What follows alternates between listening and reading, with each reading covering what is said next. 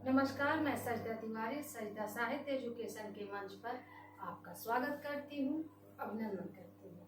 अब हम बढ़ते हैं पद संख्या 23। पद संख्या 23 में गोपियों उद्धव का संवाद ही है।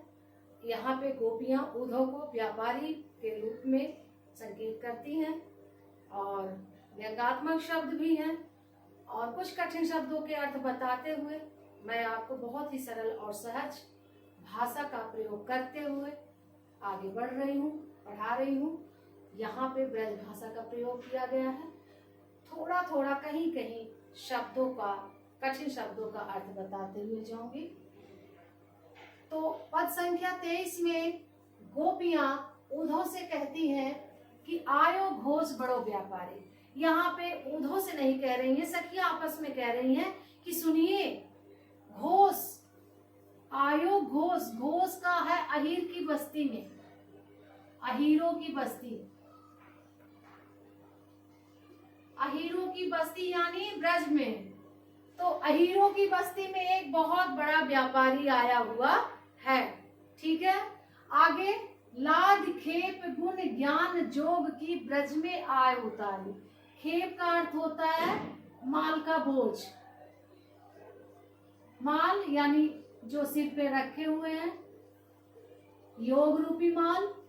तो लाद खेप यानी योग रूपी माल को लाद करके यानी अपने सर पे रख के गुण ज्ञान जोग की, गुण ज्ञान और योग की यानी योग रूपी गुण ज्ञान साधना की माल को, योग साधना रूपी माल को अपने सिर पर रख करके ब्रज में आए उतारो।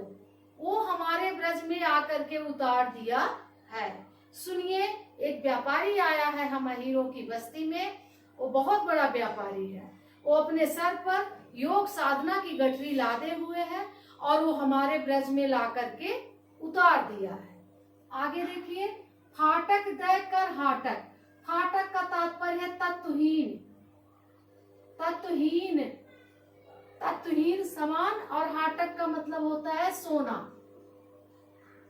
ठीक है, तो ये तत्वहीन समान दे करके हमसे सोना मांगता है। यहाँ हाटक जो है श्री कृष्ण से तात्पर्य है, हमारे श्री कृष्ण रूपी सोना को मांगता है। और क्या देके? फाटक यानी योग। तो गोपियां कहती हैं योग साधना निराकार ब्रह्म रूपी निरर्थक व्यर्थ तत्वहीन सामान को लाया है और बदले में क्या चाहता है? श्री कृष्ण रूपी सोना हम लोगों से मांग रहा है, चाहता है।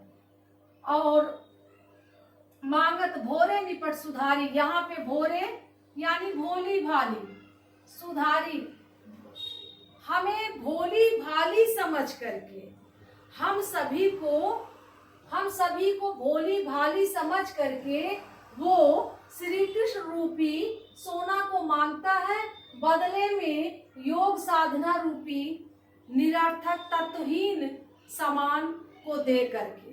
तो निरर्थक तत्वहीन सामान को देकर श्री कृष्ण रूपी सोना को हमसे मांगता है और हमें क्या समझ रखा है? बहुत भोली भाली समझ रखा है। आगे देखिए, धुर ही तो खोटो खायो है, धुर ही तो खोटो खायो है। यहाँ पर गोपियां उद्धव की तरफ संकेत करके कहती हैं कि इसने, लगता है ये खोट, इसने धोखा खाया है। इसने अपने माल को तो बेचा लेकिन माल अच्छा नहीं था, तत्वहीन था, लोगों को धोखा दिया, इसलिए इसका माल बिक नहीं रहा है। इसका मतलब है कि ये जो है धोखा खाया है। लयो फिरत सिर भारी, इसीलिए लयो फिरत घूम रहा है, सिर भारी, सिर पर भारी बोझ लेकर, यानी सिर पर भारी बोझ को लेकर के ये अपने माल को लेके घूम रहा है। ऐसा लग रहा है इसका माल बिका नहीं है, क्योंकि इसका माल खोटा है, इसका माल तत्वहीन है। लोग इसके बारे में जान गए हैं कि ये बहुत ही खोटा सामान बेच रहा है, इसलिए लोगों ने लिया नहीं और ये अपने उस तत्वहीन गठरी को, योग साधना रूपी तत्वहीन गठरी को लेके घूम रहा है। आगे देखिए, इनके कहे कौन ढकावे, ढकावे मतलब बहकाने में, तो बताइए इनके कहने पे कौन इनके बहकाने पे आ सकता है। गोपियां कहती हैं इनके कहने पे कौन इनके बहकावे में आएगा। ऐसी कौन अजानी, अजानी मतलब मूर्ख, यहाँ पे ऐसा कौन मूर्ख है, ऐसा यहाँ पे कौन मूर्ख है जो इनकी बेकार की चीजें लेना चाहेगा। इनके बहकावे में कौन आएगा। ठीक है, आगे बढ़ते हैं। अपनो दूध छाड़ को पीवे, खार कूप को पानी। यहाँ दूध का तात्पर्य है श्री कृष्ण से, श्री कृष्ण रूपी प्रेम। और यहाँ पे खार कूप का अर्थ है योग रूपी खारा पानी। ठीक है, तो यहाँ पे गोपियां कहती हैं कि बताइए अपना दूध को छोड़कर कौन खारे पानी को पीना चाहता है। अपने दूध को छोड़ के कौन खारे पानी को पीना चाहता है, अर्थात अपने श्री कृष्ण रूपी दूध को छोड़ करके कौन योग रूपी खारे पानी को पीना चाहता है। यानी योग जो है तत्वहीन और बेकार की चीज लग रही है गोपियों को। आगे गोपियां कहती है उधो उधो जाओ सवार, यहाँ पे सवार जल्दी, हे उधो जल्दी यहाँ से चले जाओ, बेग जाओ, गहर जान लाओ, विलंब मत करो, गहर देर मत करिए, देर ना करना, यानी बिना देर किए यहाँ से जल्दी ही चले जाओ।